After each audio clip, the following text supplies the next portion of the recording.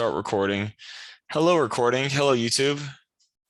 Welcome to day 2 of the real estate deal class analyzer. If I get rich and famous off this YouTube, they'll be very exciting. Okay. We got this guy. We gotta give a Bang, shout out to your company. bang, bang. Bright Realty. We'll give a shout out to all the brands. Everyone could have their turn to be the sponsor. Okay, host is being recorded. Okay, got it. We spoke about cap rate a bit. Some people had a question at the end. They were just, being a little bit confused with where cap rate starts. We say we want to have this pretty clear that cap rate is before you have any loans on the property. Cap rate is just the deal and then the return that you get on the deal.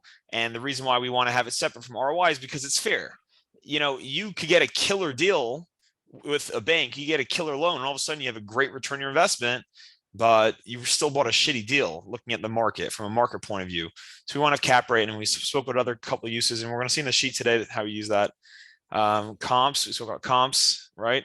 Comparable sales, other similar properties sold within the past 6 months, similar size, debt service coverage ratio, amortization. This is basically what it looks like. You could have the graph over there as well. We spoke about this a bit yesterday as well. You see how the payment's the same, $2,013 throughout. Here, the principal is $1,562.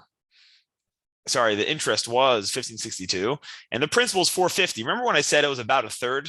So this $2,000, about a third of it, more, sorry, not a third, a quarter, is your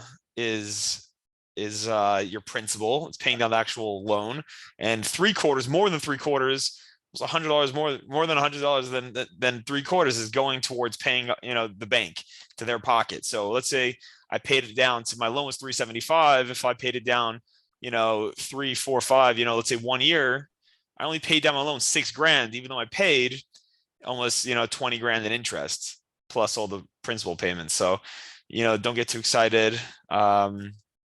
Exit strategies: sell, refinance, rental, Airbnb. You could sell your property, you could refi, you could hold on to it, or you could use it as an Airbnb. And like I always say, a good muscle for this would be like buying your own residence. If you buy your own house where you're going to live in, and let's say you plan on moving. So if you move, what are you going to do if you move out of the house?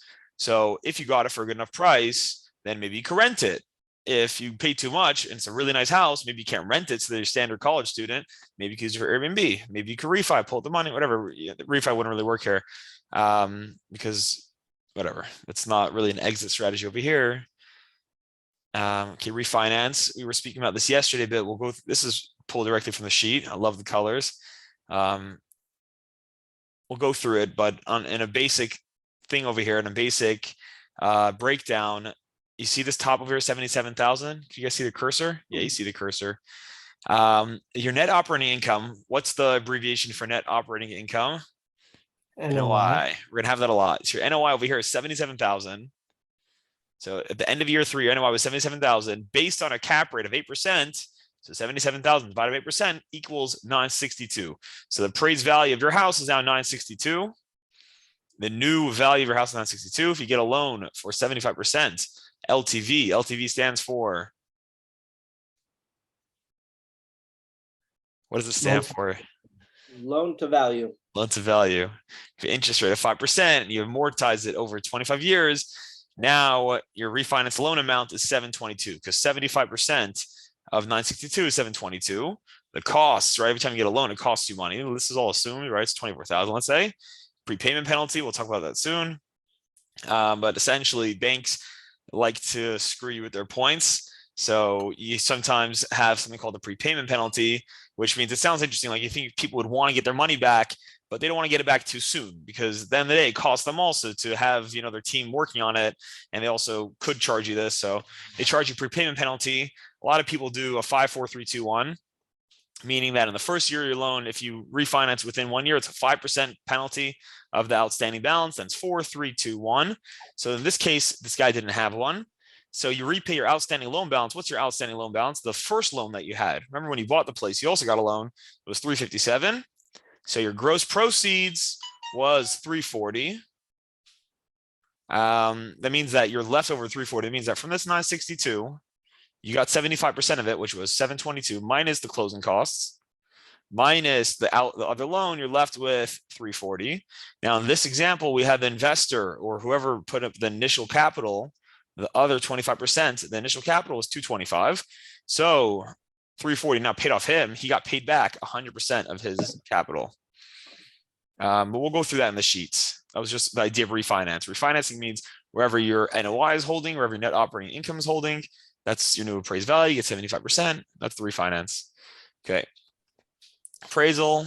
All right. Appraisal just means, you have the bank come in, they do an inspection of the property to see that, it's up to par, and they give a dollar amount. They say, this house is worth 360. This house is worth 250. Yeah, appraisers hold the key to this game. It's crazy. Like if you get a bad appraiser or like a guy who like wants to have your back and like he wants to make sure you don't over leverage yourself, you don't have too much of a loan from the bank or else you'll get in trouble. Like you won't be able to pay your mortgage. Like those dickheads are the ones who they don't want to praise you too high, but then your deal doesn't work anymore. So you want to make sure that you get appraised nice and high. Obviously, also they don't want to be over leveraged. That's appraisal, NPV and IRR and IRR. Wait, and appraisal, Melo, maybe you want to talk about when appraisal comes, you should have the comps ready for them. Yeah. I like to either when the appraiser actually comes to the door, you could have Davidson, you could have printed comps. That means that like if you really want your house to appraise at 250, get 3 other houses in the area within a half mile, similar build, similar year, similar, don't do a 1 family for a 3 family, 2 family for a 3 family, try to keep it apples to apples. And you show it to him, or after I text him, hey, can you check out these 3 addresses? They close here and here. I'm looking to be at around 250. And honestly, the past few times it's happened that appraisers have gotten the appraisal on the button. So you want to be prepared and smile. NPV and IRR. I don't want to talk about it too much because like I don't fully understand it. It's interesting. I'll go through it though. I'll go through it in the sheet. I understand that people don't like using it. NPV stands for net present value, and IRR stands for internal rate of return. And what this means is that your money has working power, right? So if I take $100, in this example, we take $1,000, right? You minus $1,000, you bought something for $1,000. If I could get 10% a year by leaving it in the bank, by not touching it, so essentially your money has power to work for you. So if I'm going to tie it up in this deal, what will perform better, leaving it in the bank or putting it into this deal? That is what net present value tells you. So I'll show you the formula later, and we'll try to understand the logic of it a little bit. But in year 1, $300 a year from now is worth $272.73 in today's money, based on a 10% return on investment. So if you were able to get 10% with your $1,000, you would have been, by putting into the deal, it's minimizing your 300 essentially. So because I would have made money putting into the deal. So you can't just look at, I got 300 back, because if I put it with the bank, I would have made money there as well. So really only got back 272. And we're going to explain what this 10% comes from. It's a random number until you get the IRR, which will tell you if the deal is good or not. It's just another way to gauge a good deal based on working capital. I have the formula on the spreadsheet. We'll do that as well. But good IRR means good deal. Essentially, what you want to see is just, if you don't want to understand the whole chachma behind it, if the 14%, if you think you could beat 14% leaving it in the bank, then leave it in the bank. If you can't beat 14%, then do a good, do this deal. So I don't think I could beat 14% leaving my money in the bank. You get what, a 0.5%, 1%, or let's say you give it to somebody. Let's say you give it to an Amazon company. He needs money to flip it, reuse it, and he'll give you 10%, 12%, or you give it to a cash advance company, they'll give you 18, 20%. So, these companies have their risk as well. Everything has its risk, everything has its reward. So knowing that you're getting 14% here, will it help you, make that decision? And why is this not the same thing as return on investment? Because return on investment is not taking into account the working capital of your money. This number over here is using the fact that if you would have kept it in with the bank, you would have also making money. So essentially your 500 isn't really worth 500 in 4 years from now. It's really worth this amount based on this 10%, but we'll show you how this 10% is really taken from this 14.091. And we'll go through that soon. Okay. Let's start going on the sheet. How about that, eh? Yeah. Amazing. Okay, guys. So I always like to say make a copy, because you're going to have this thing and then you're going to forget to make a copy and you're going to use it for your first deal. And then, you're going to want to use it for another deal, but then it's going to already have a bunch of changed numbers and you're going to try to fix them all, but you're going to forget one and, it's just going to get a mess. Try to make a copy. I could always send you a copy if you ever need. You can skip this for now. This is our pro forma. Remember what pro forma is. This is the brochure that an agent will give you if when you like request it. So either they'll, if you look on LoopNet, you might not find these attached to every deal. Sometimes you have to like sign like a non-disclosure agreement. I don't know why they do that. They don't want you to disclose it. They don't want you to give away the information. The other things that this thing is called is OM, offering memorandum. So performer brochure. Anyways, let's go into our deal. All right, the way this works is I like to start by the scenarios tab on bottom. Can you guys see where I'm holding? Yeah, on bottom is the scenarios tab. And on top, you see there is 4 columns over here: marketing package, my version, projected, and offer. You could add, you could just copy and paste and add it, or you see these little pluses over here. This lets you add a bunch more, and you could, do whatever you want with them. You can make a bunch of different scenarios because, there's a million cases. What if I offer this? What if I offer that? What if the rents are here? What if the rents are there? You can do that as you go, but this is good enough for now. So the marketing package, I like to take the numbers from the pro forma and really put them in exactly as they gave it. Exactly as the broker gave it to you. That's how I like to input it. So let's do this. 1 second. Why is it not highing? Okay, so let's have it side by side. We have the pro forma. Oh, you don't see the other half over here. It's weird. Why is it doing that? It's not letting me do both. It's not letting me put it side by side. Let me see what I can do. All right, I will have it. It's weird. The other half of the page should be that guy, but it's not. It's not listening to me. Okay, so I'm just going to put it onto a different screen, and I'm going to make this full screen, and I'm just going to take it from here, but you won't see. Why is it doing that? Go away. Get rid of him for now. Maybe it'll help.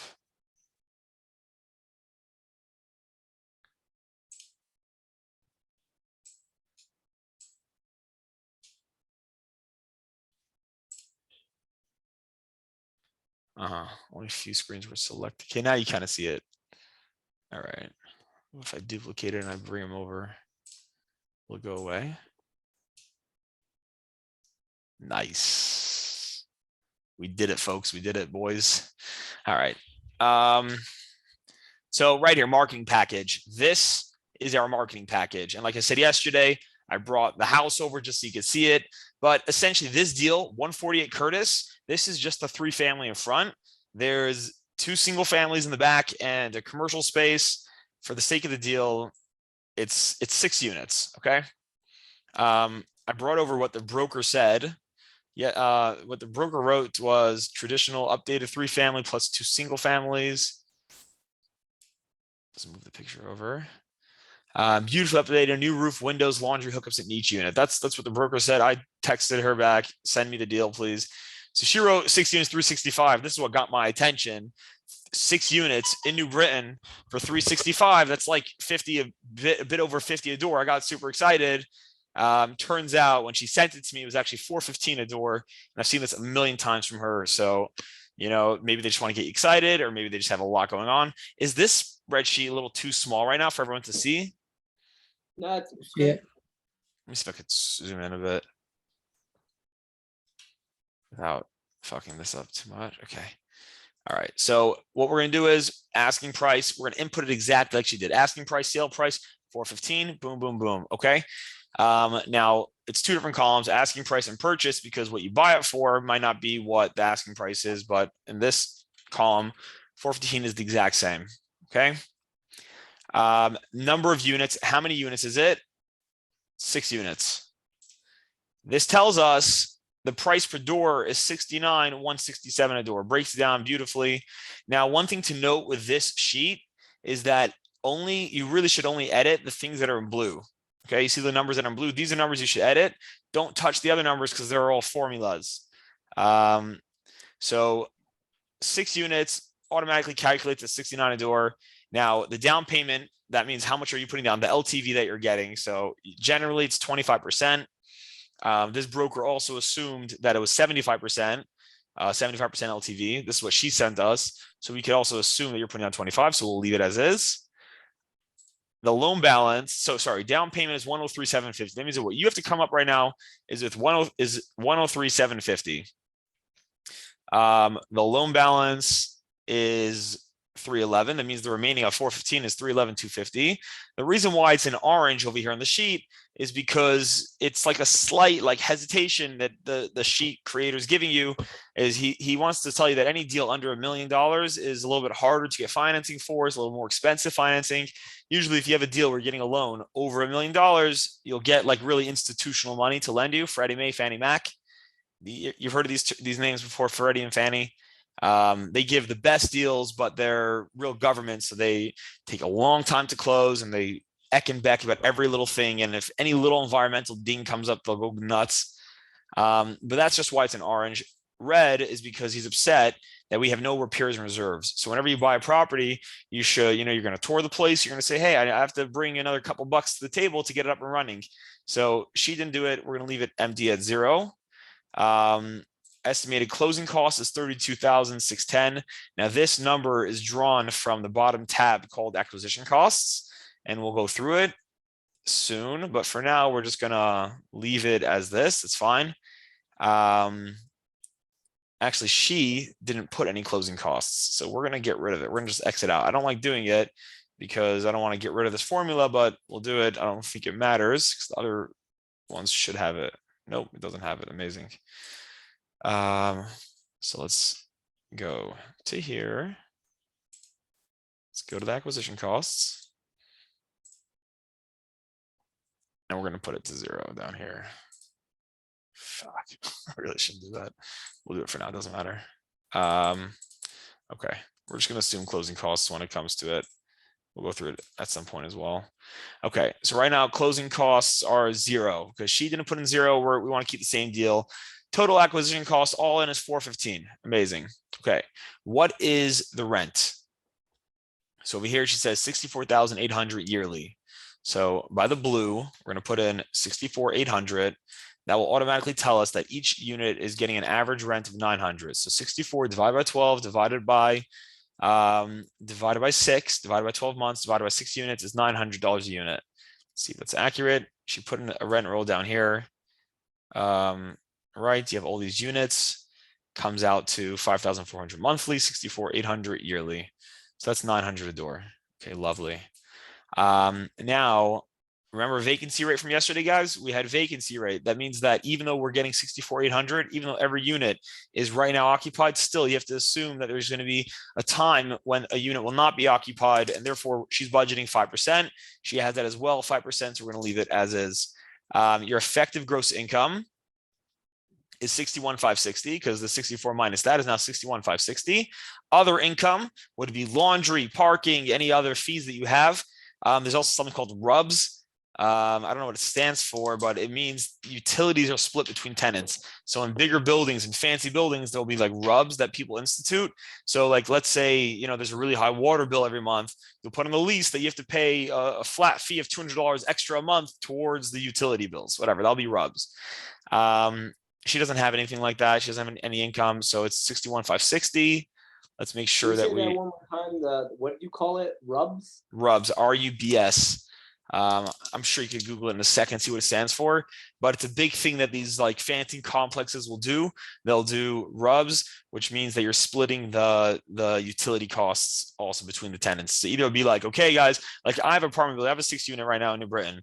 I pay the electric bill. If I did it, that it'd be flatly split between each tenant.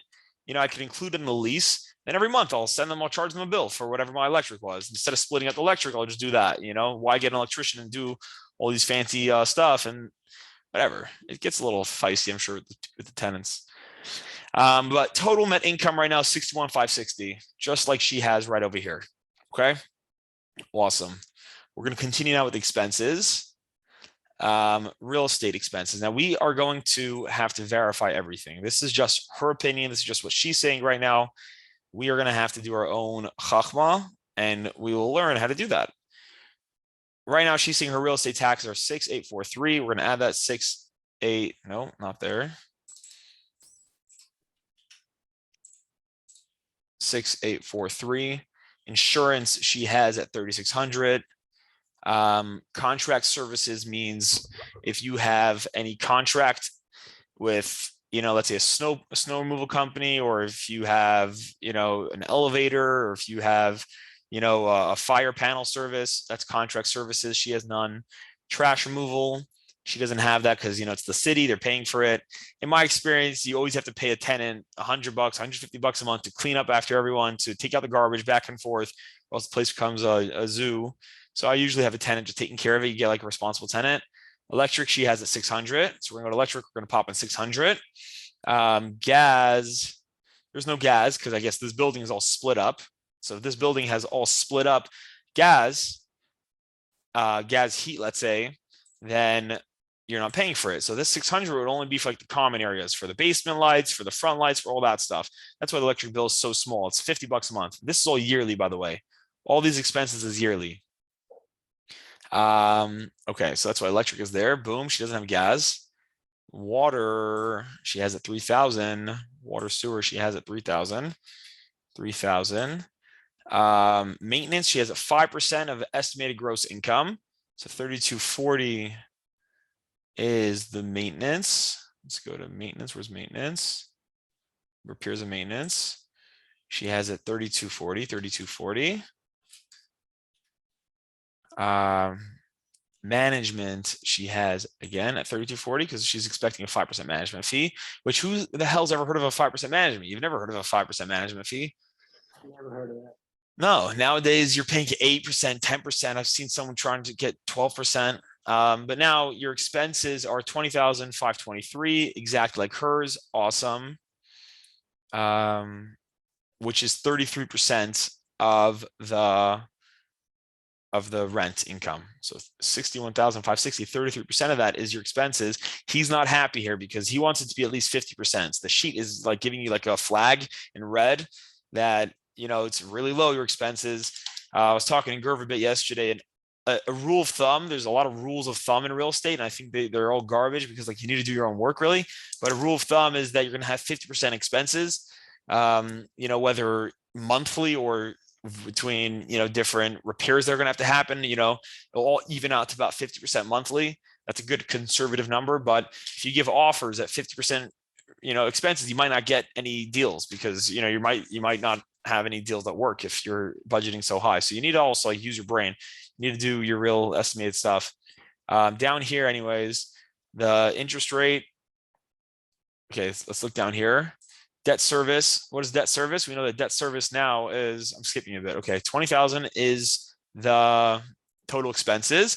Your net operating income, remember what net operating income was, that was your income minus your vacancy rate minus your expenses is now 41,037. So you're 64,800. We now took off the vacancy rate of 5%, get to 61,560, take off the 20,523. You're left with 41,037. Now that's before actual money goes into your pocket if you have a loan, because you still need to pay the bank. So your debt service yearly is 20,050.29. That is based on a 5% interest rate, 30 years. Amortization, remember amortization is the length of the loan is 30 years.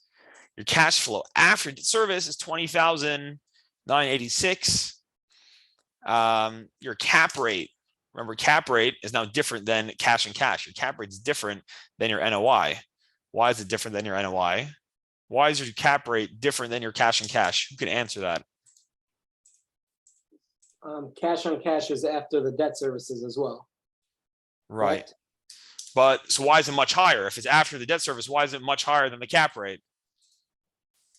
If the cap rate is Because all in, you were all into the deal. How much were you all into the deal?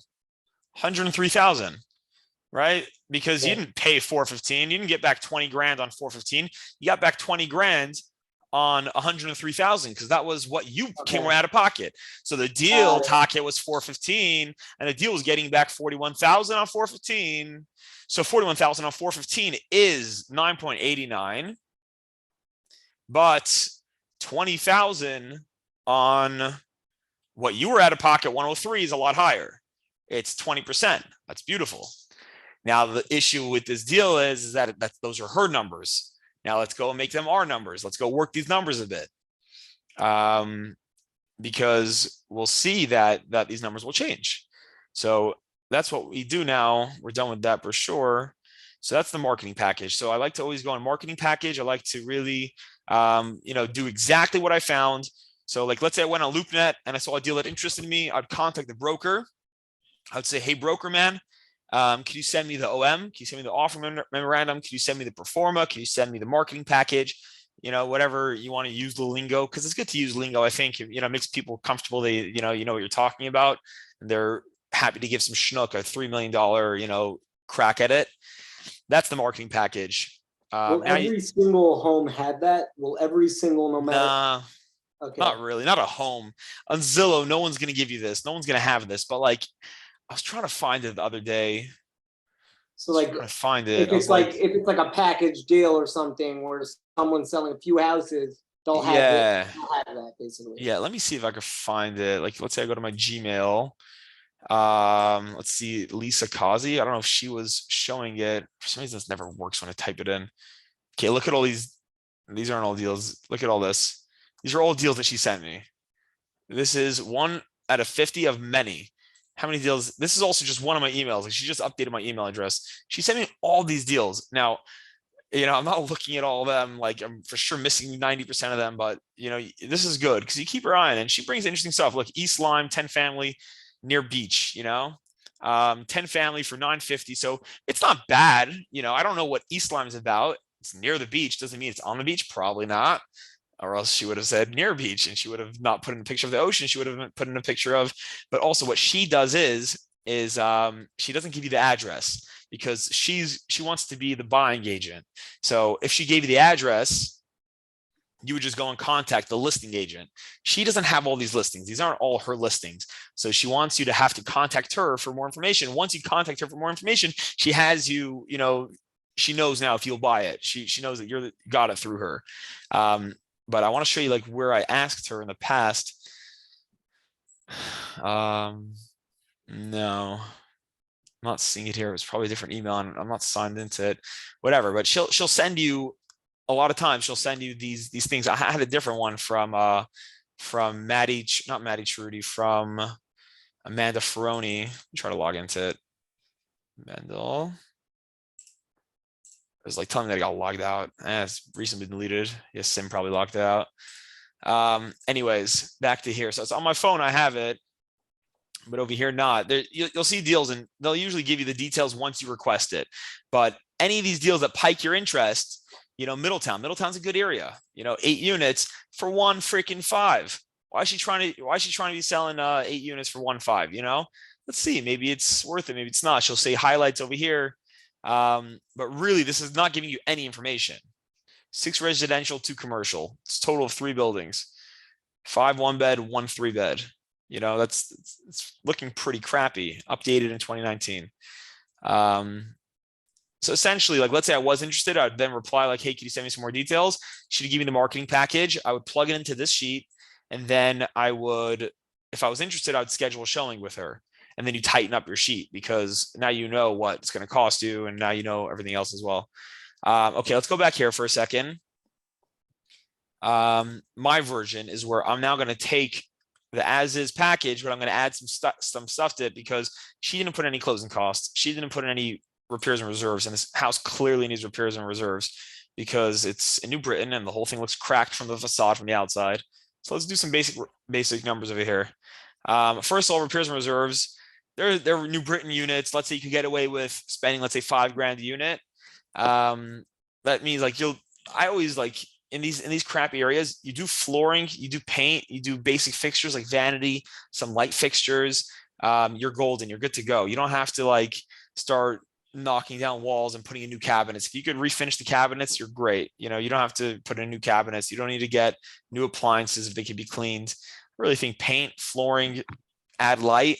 So about $5,000 is what I like to budget because whatever, you'll need more a lot of times. You're going to have to explore the place. You're going to have to really get into it. But if you're just like doing on your paper numbers to see if it's even a deal, let's say you do $5,000. Let's say we do $7,000. So over here, we'll do 7,000. We'll do equals 7,000 times 6 to get started. So I'm now budgeting about 42K, an extra 42K to get my deal going. So instead of just needing 103,000, like I was originally saying of the 25% of the 415, I really need plus 42K because, you know, let's say some apartments aren't going to move. Let's say they'll stay with you forever. So I don't have to update them, but then, you know, the siding needed to be replaced or the roof had to go, or you have to replace a few of the boilers. You got to have repairs and reserves when you're starting a deal. Now, you don't have to be in construction, know every penny to make a budget for that. But, you know, like I'm saying, you want to budget like a couple of bucks per unit. You could safely assume that if you're not being too aggressive, if it's a normal-ish building, not all your tenants are going to leave. When I take over the building, let's say I need to raise the rent $200-300, then you might have tenants leaving. But if I only have to raise it like $75, $100, or just leave it as is, your tenants might stay. If they stay, you don't have to repair it. So it might, you know, that's what I'm saying. You have to put away $15,000 a unit because some units will stay, some will leave, but I like to do a per unit thing. So right now we're doing 42K. That should be more than enough to get going on it. Estimated closing costs. Now you could get into it on the acquisition costs tab. That's what this is for. I did get rid of that formula, but whatever. We'll go through it and we'll just put in a number there for now. In the future, by the summary tab, by the scenarios tab, you should, you know, just edit it over here by acquisitions. But by you changing it, let's say legal fees, LLC, PPM, I forgot what PPM stands for. What does PPM stand for? PPM real estate, whatever. PPM real estate term. It had to do with like, the private something package, private package marketing, PPM, private placement memorandum, private offering document, and confidential offering memorandum. So basically when you're making your pro forma, when you're making your OM to send out to people, it's also part of your closing costs because, you know, you have to put your stuff together. It's going to cost you money to make a professional looking PPM. So 8,500 is a little high, I'd say. Let's say most, you know, you have a commercial closing salmon, he's like $3,000. LLC, all these other stuff, let's say you're in 3,500. This also property inspection, he's saying 250 per unit. So this 250 times 6 was the 1,500. You know, it doesn't really have to be that. Let's say it's 100. You know, I'd say you have a guy, he does $600. You'll see as you go on, you're not even going to do a property inspection with like a contract anymore because you're going to see a million buildings. They're all the same.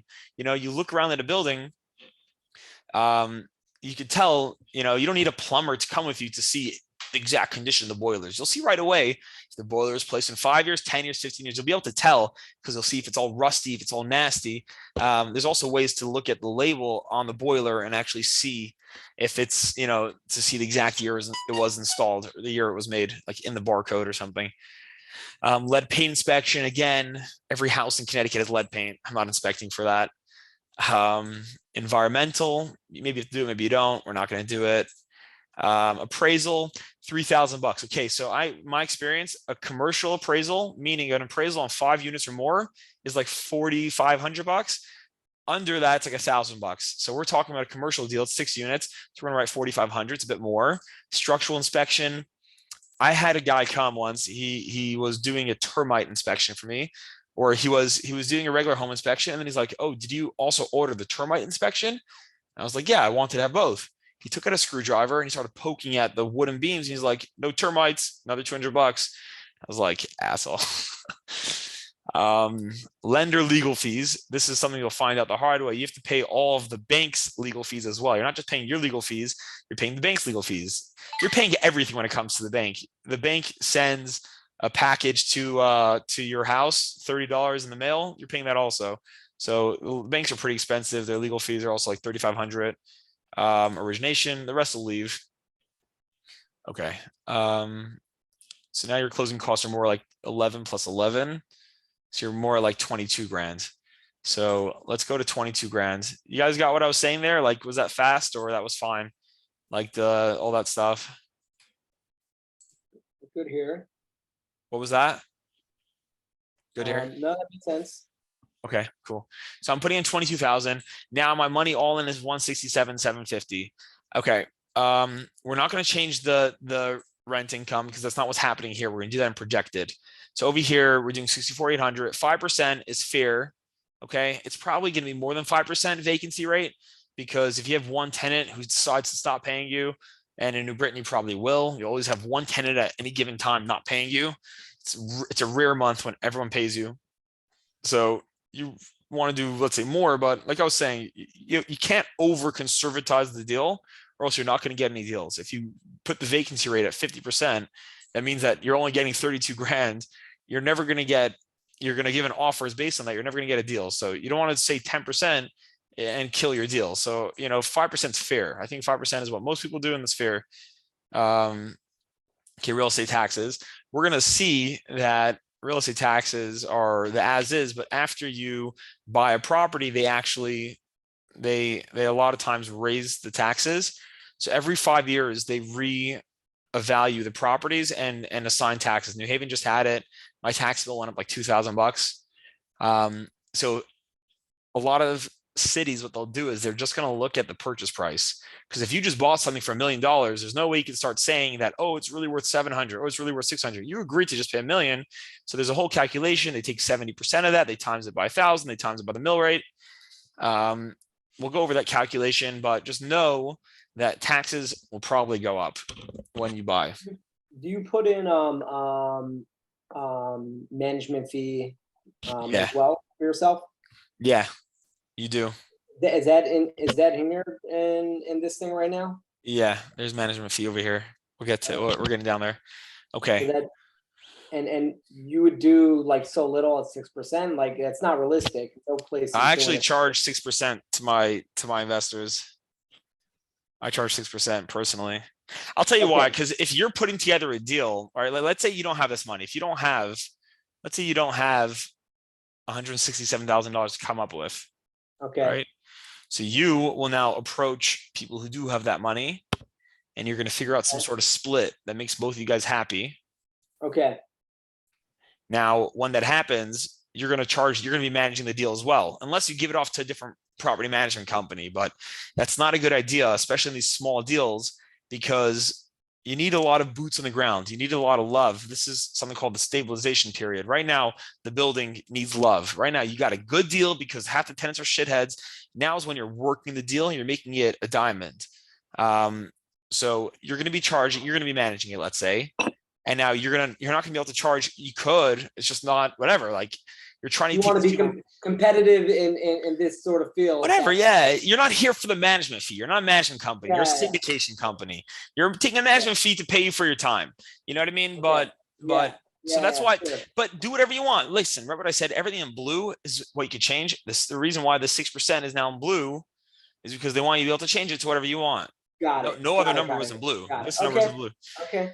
Let's go through it. Insurance. So now your version, from my experience, 6-unit building, you're paying more. You're paying like $5-6 grand, I'd say. So let's say 5,000. But really, what I used to do is I speak to David Udy Lieber, Bluestone Brokerage. If I had a deal, I'd text it to him and be like, "Hey, could you get me a quick estimate on this deal?"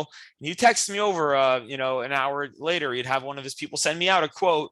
So I was able to get a real live quote on what the property is. So you just figured out right now, real estate taxes. You could figure out first of all what it is now. You could also figure out what it's gonna be based on your purchase price. And I'll put up the formula exactly how to calculate it soon. your insurance, you can have a pretty good estimate, a pretty good idea. If you have one building paying, this, you could assume that the same thing is like going to be the same, so let's say 5,000. I'd say a single family is like $1,200, $1,500. A three family, the same. You're 1 to 3 units. You're anywhere between, 1,200 to 1,500. Maybe a bit higher. It doesn't change much on the deal. Okay, contract services. I'm going to put in a bit because you're going to have to do something. I pay tenants. I've 18 units down in New Britain. I pay in each building. I have a tenant who I'm paying them $150 a month. So they could take out the garbage and sweep up after it. So that's $1,800 a year. So at least that, you're going to have snow. You're going to have all these things come on. But, I have also like a landscaping company. They go by, they charge me $40 every 2 weeks to cut the grass, to clean up some of the trash as well. So that's another $80. But, you're going to do your own deal, and this deal might be different. So I'm just going to leave it as is. Trash removal, again, we're not gonna, whatever, like maybe that could have gone under trash removal, but trash removal really means like dumpsters and stuff. This building has its own, I think, what is it? I think it's over 8 units, has to have its own dumpster, at least in New Britain. Norwich, I have a few properties in Norwich. There, over 4 units has to have its own dumpster. It's officially, commercial. It has to have a dumpster, and then you have to start paying monthly for it. You have to pay CWPM. You have to get some quotes from people. They're like, $100 a month, $80 a month. I'm paying 140 on one of my properties down there. That's an 11 unit. So that's trash removal. But at this building, everyone has garbage cans. It's a smaller building, so we'll leave it at 0. Electric, we said was this. That sounds fair. I'd say $50 a month for lights. That's fine. Gas, you're not really paying gas. Maybe if somebody moves out, you're paying a bit of gas, but we'll leave it blank. Water, sewer. Okay, water, sewer is expensive. Like, it's a bill that nobody thinks of, and it's effing expensive for some reason. I have a 12 unit. It's paying $1,000 a month just in water, sewer. I like to do like $75 a unit. So let me take out my trusty calculator. Where's my trusty calculator? Let me just do it on my phone. Can I do it here like this? If I did equals 75 times 6, 450 times 12, that works, right? 450, yeah, that works. Okay. So her water sewer is at 3,000, mine's at 5,400. It's a little bit different. All these things are affecting. Wouldn't she have the exact amount? Wouldn't she have like a water bill or something? Nah, no So way. she's just like estimating, basically. Yeah, she's estimating. She's trying to make it look sexy. Think about it on their end, and she's a good one, by the way. Like, she's putting in management, she's putting in all these things. She's a good one, this maintenance charge that she told us of 3,240. You think maintenance was exactly 5%? Hell no. She's doing 5% because it's just an easy, lazy number. If, like you said, you have to do that. You're the one who has to do the due diligence. You're going to have to now go and get, a profit and loss statement. You're going to want to be getting, bank statements. You're going to want to be getting, rent rolls. You're going to want to be getting all these different stuff from the seller to really verify this information. You might want to see tax returns. And these things are all very reasonable to ask for. In this market, where it's not so much of a buyer's market, where everything's selling like hotcakes, and you turn around, the deal's gone, you can't really ask for so much. So there's a lot more assumptions. But like these deals, I kind of know I'm buying crap, and it's on me to raise the value. That's just a lot of deals that I bought. But if you're buying a bigger property, you're going to be getting all this stuff. There was just a deal that came on in Connecticut. It was a 533 unit deal. Beautiful, beautiful deal. 200 units in East Rock, 200 units in Westville and West Haven, 100 units in Westville, like insane, the best of the best. It was selling for a lot. It was selling for 150 a door, 160 a door, 165 a door. The numbers didn't really work, but that broker gave all the different details. Well, maybe we'll actually go through that deal, because that's like a really big deal, and we'll go through all the information he gave us and sift through it. But he gave me a Dropbox like loaded with information. But even that was probably not enough, because like you're gonna really have to do your own. Nobody's looking out for you. You have to be looking out for yourself here. He's going to give you, the contract for half the buildings, but he's going to forget conveniently to give you the other half. Like I was talking to him when we went to view the places. He's like, "Oh yeah, this is the elevator bill. I didn't realize that every other building, 4 of the buildings also had elevators. So only put in 7,000. It's really 50,000 a year." And I was like, "Okay, thanks, dude." Anyways, let's go on. So that's water and sewer. That's what I like to do personally. Me, $75 a door. By the way, also over here, I'll show you this. Take a look at this for a second. This is expenses, rules of thumb. This is per unit. I'm not really going off this. You could, if you want to get crazy, just explain all your assumptions, general rules of thumb, right? Like your insurance would be whatever, $450 per unit equals 27. The contract services 200 per unit would equal. We're going to go based on our own chachma over here. Legal. Legal just means, are you going to have to evict anybody? Are you going to have any other legal stuff? I don't know, somebody tries to sue you. I mean, that probably goes under insurance more, but I'd say legal basically means if, you have evictions. So maybe you want to budget for it. Maybe you don't, you don't have to. Imagine if you leave it at 6%. Repairs and maintenance. I like to do probably also $75 a door a month is what I'd say. So that's also like 5,400. But again, you're going to have to do your own thinking here. If it's a brand new building, if it's a building that was built in 2000 and 2006, and the roof is beautiful and everything is beautiful, you're going to have a lot less repairs and maintenance. If you're buying a diamond in the rough, it's rough. There's a reason why, it's from the 1900s, the early 1900s, even 1800s. You're going to have more just water leaks. You have these pipes that are cast iron, they get corroded and they're just going to be going. So you're going to want to see the property and just maybe budget a bit more if it's an older building, and you can budget, a bit less if it's a brand new, beautiful building. Like, you buy a beautiful building, you're paying for it. You're paying expensive. So it's going to be less risk, AKA less variables, AKA less maintenance calls, less reward. You're not going to get a good price on it. Okay, general admin, I don't know, administrative stuff. You have employees, payroll, also different kinds of employees. Pests, you're definitely going to need pests, especially in these older buildings. You're going to have exterminators come. I'm paying now like $600 a year for a 6 unit. No, maybe a bit more. It's $150 every 2 months. So what is that? That's 1,200. No. Yeah. 3/6, it's 900, right? Am I tripping? Someone did the math for me. My head's not there. What's 150 every 2 months? We do 150 times 6. Okay, 900. Deposit to replacement reserves. Over here also, you're going to be putting away money every month to have a reserve. One day, the roof's going to cave in, whatever, something's going to happen. I put away $300. I'm happy. These expenses are a lot higher. Her 33 is now 48%. So now it's still red. He's still not so happy with me because it's still in the red. But it's a lot higher for sure. What happens to your deal? Also nowadays, okay, so nowadays, what's your interest rate? Interest rates aren't really 5%. They're more like 7%, I'd say. Let's say even 6% based on a 30-year amortization. So what's happening here? Cash flow after debt service is now 9,000. So she said it's 20,000. Now it's 9,000. The cap rate is 7.62, and your cash and cash return is actually lower than your cap rate. It's interesting. Before, your cash and cash was much higher, but now over here, since your cap rate's so low, since your return is really so low, it's really hurting your cash and cash because you still have that debt service. You still have an expensive debt service.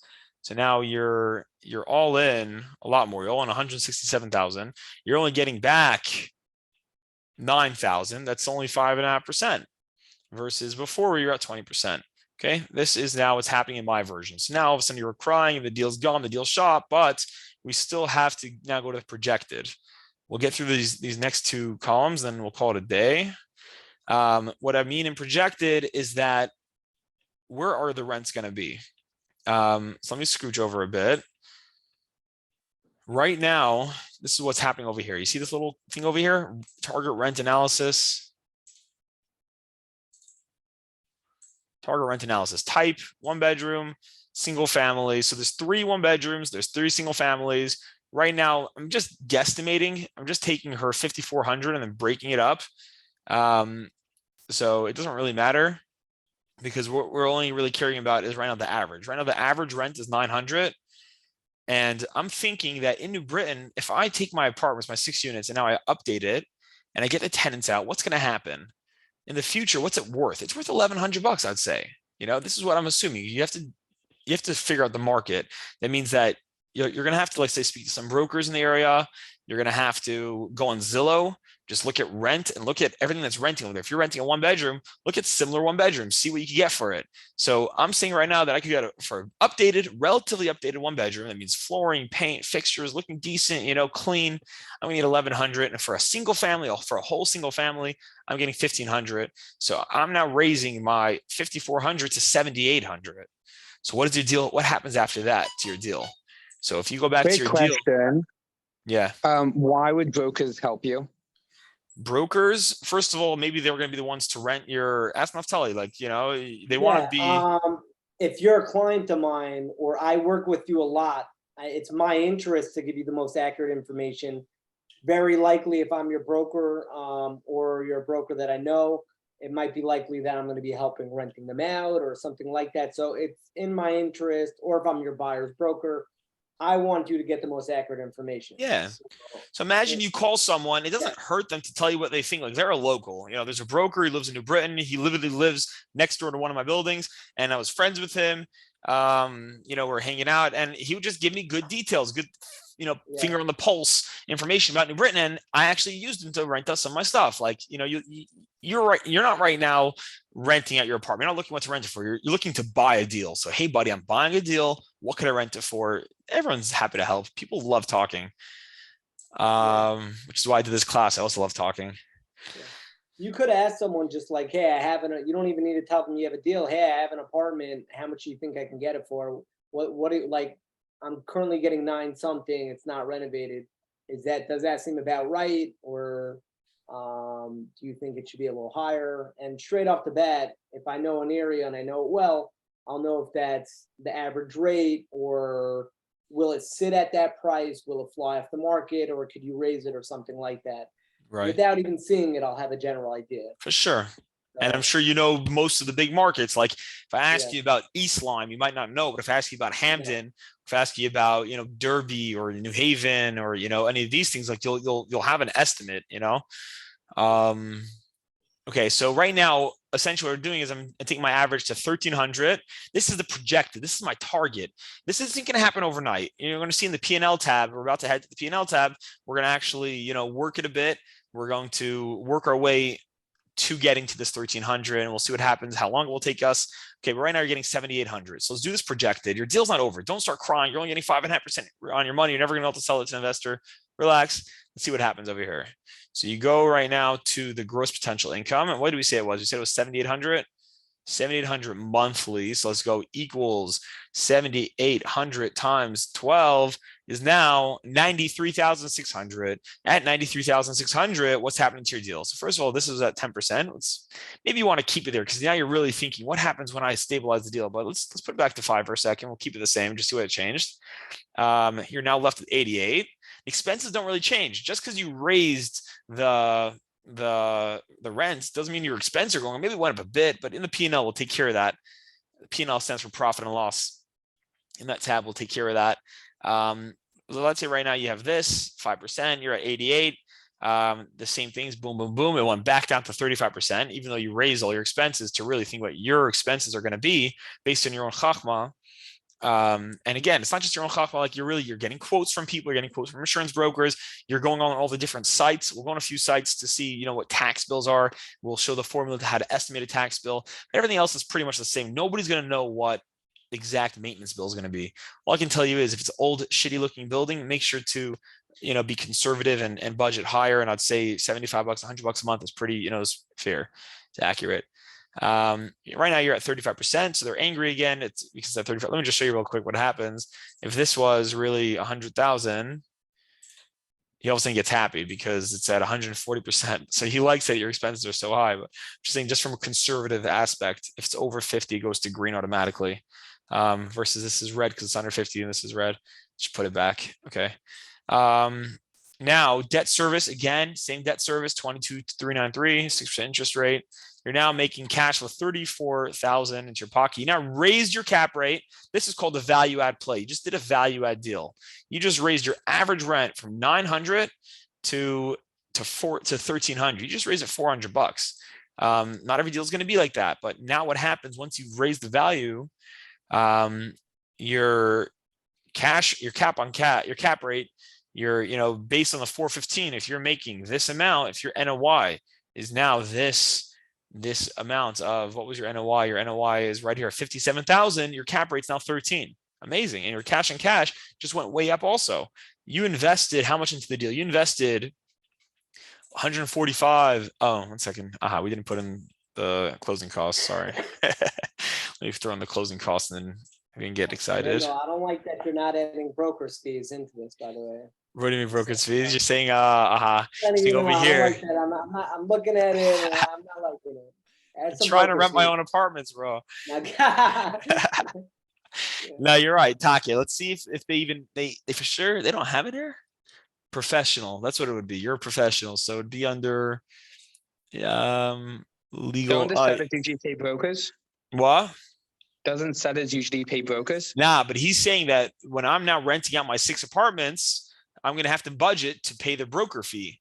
Because now if I rent out an apartment, I pay 1 month's rent, let's say. If I'm renting it out for $1,100, I have to pay $1,100. So where's that $1,100? Why is it not on this sheet? Why is it not here?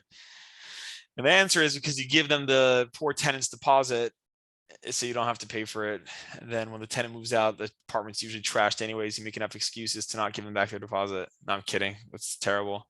You really should budget for broker fees, especially with commercial deals. You'll see with commercial deals, like when I say commercial, I mean like warehouses and office spaces. Deals aren't sold, made and broken by buildings. It's made and broken by the tenant. Like you could have a building built in 2010 or you could have a building built in 1930. If 1930 has a good triple net tenant like Walgreens or someone good like that for 15 years and the 2010 building is vacant, it's gonna be worth a lot less. So broker fees really come into play certain places. Anyways, back to here, projected.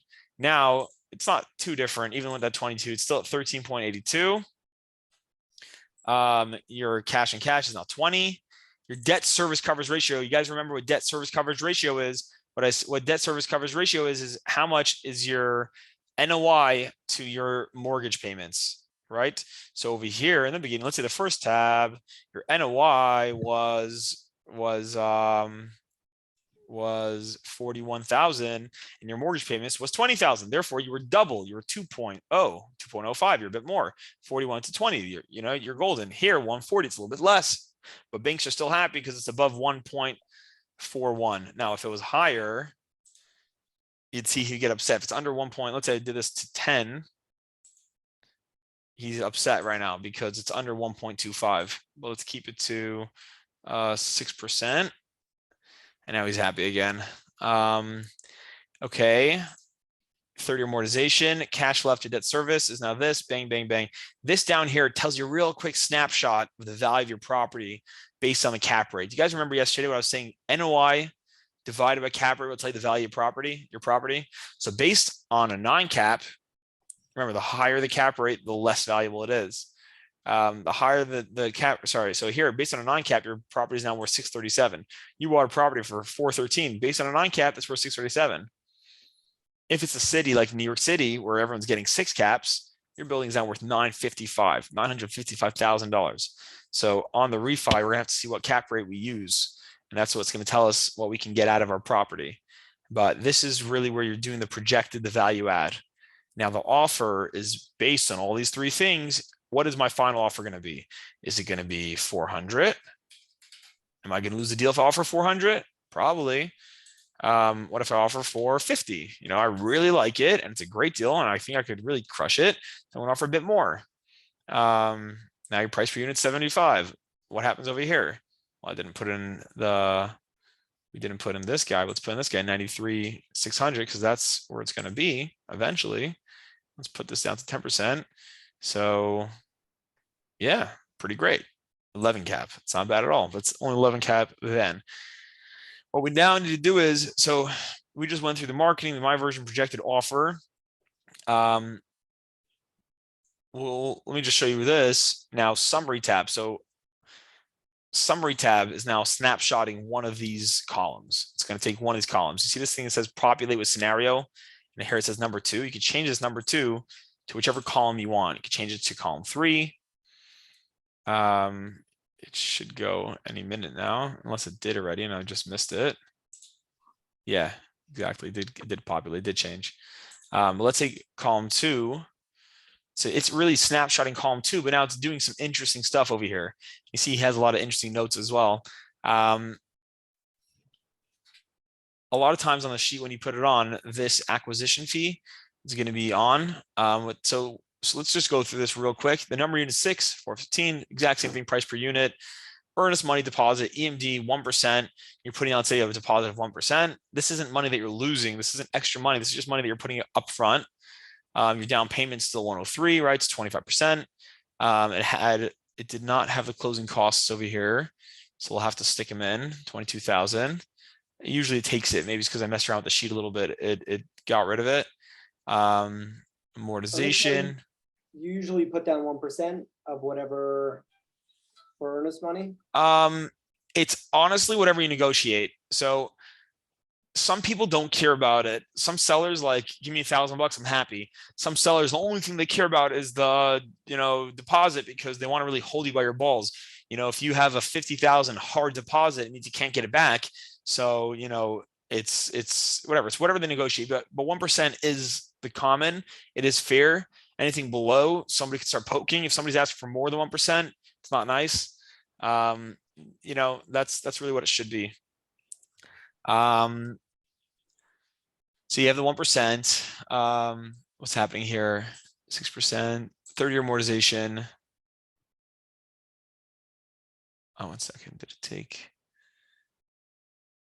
Yeah, closing cost, acquisition fee. So I'm not doing acquisition fee, but a lot of people, where they make their money is on acquisition fees. So a lot of times what we're called is we're the people who don't have money. We're the people who are taking money from rich relatives and family, and we're putting together deals. So a lot of people take an acquisition fee and it's like 1%. So imagine if you're getting paid 1%, so you'd be getting $4,150 to your pocket for putting this deal together. Aside from getting your equity, aside from getting your own portion, your own chunk of the deal, you'd be getting, let's say, 1%. I don't do it. I don't know the point of it, whatever. I mean, it depends. It depends whatever you could sell. We'll talk about that in a bit. But it really depends on whatever you can sell. We'll just finish this with this tab, and then we'll call it a night, and we'll get to the P&L tomorrow. But over here, you have the acquisition fees. You have you're not doing acquisition. The repairs and reserves is the same.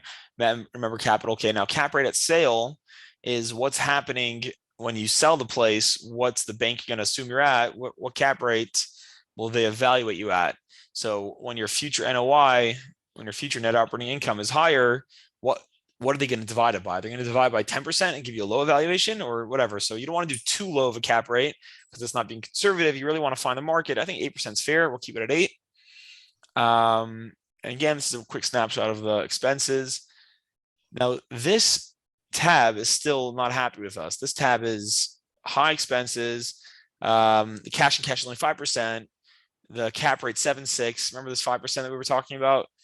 They're not so happy with us.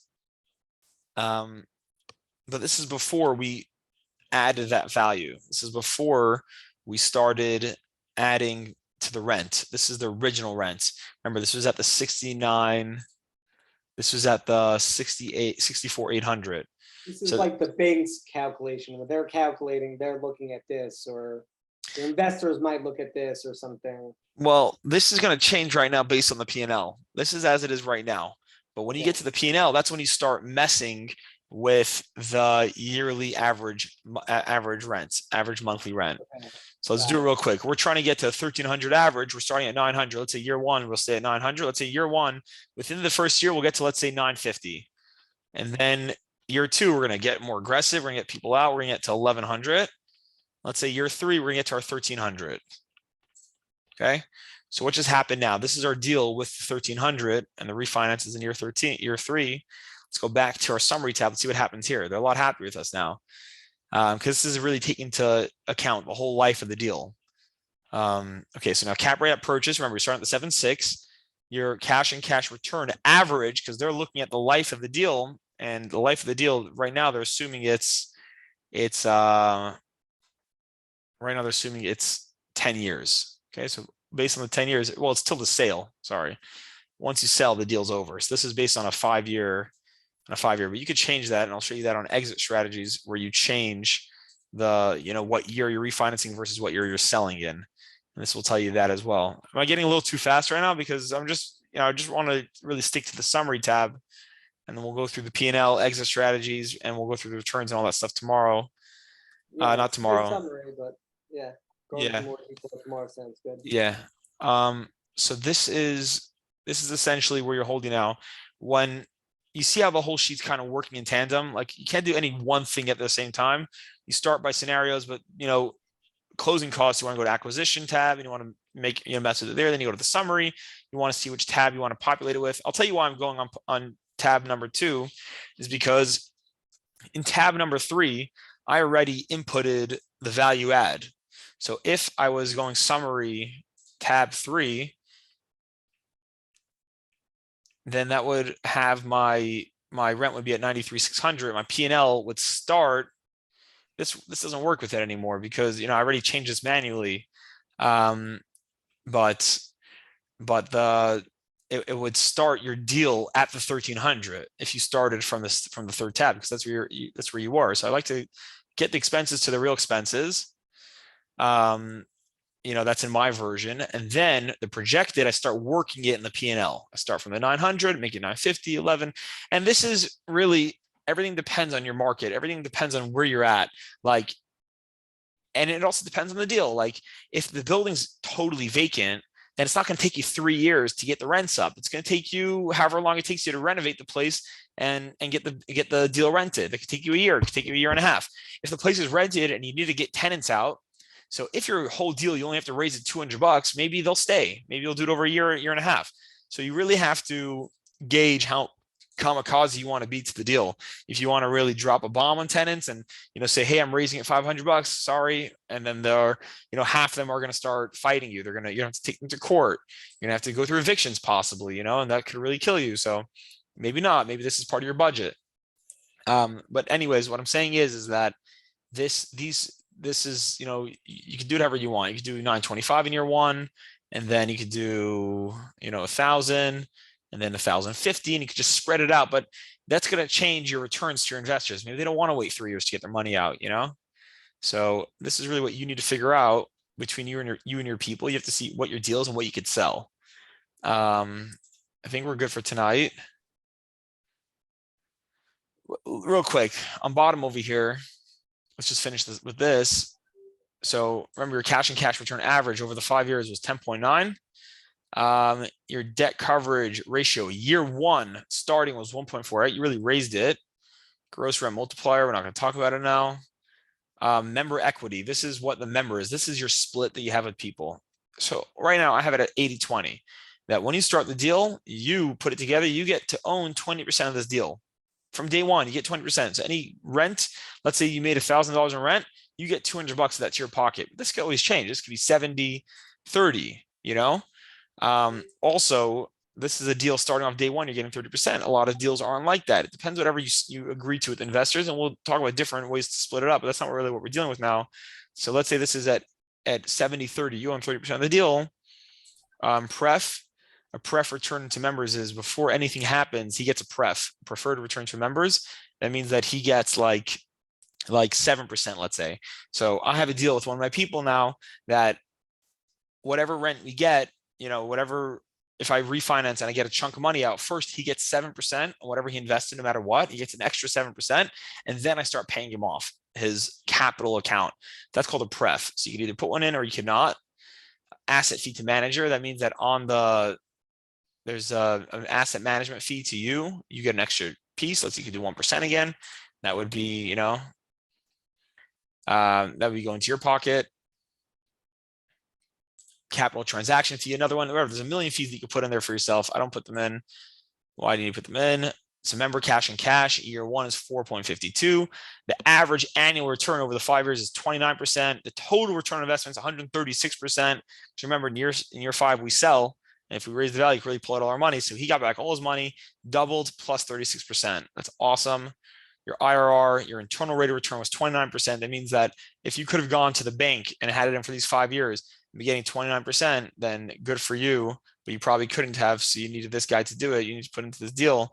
That's why we're happy. He's happy with us. It's at least 15%. This is the summary tab. So again, with this sheet, you start with scenarios, you go through the marketing package, your version, you up the expenses. Projected means you're going to put in what you think the rents could get to.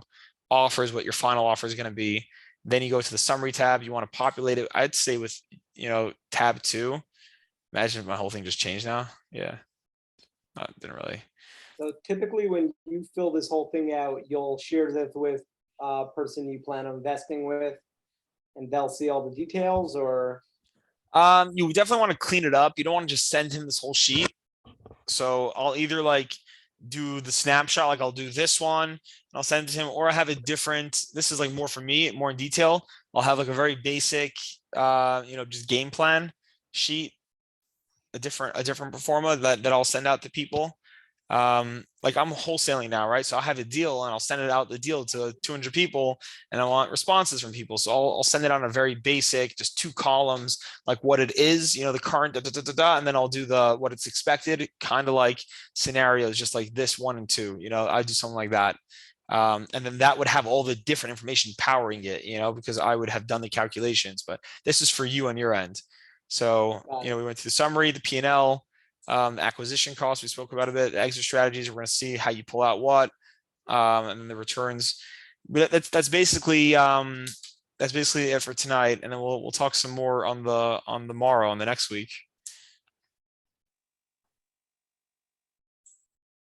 Awesome.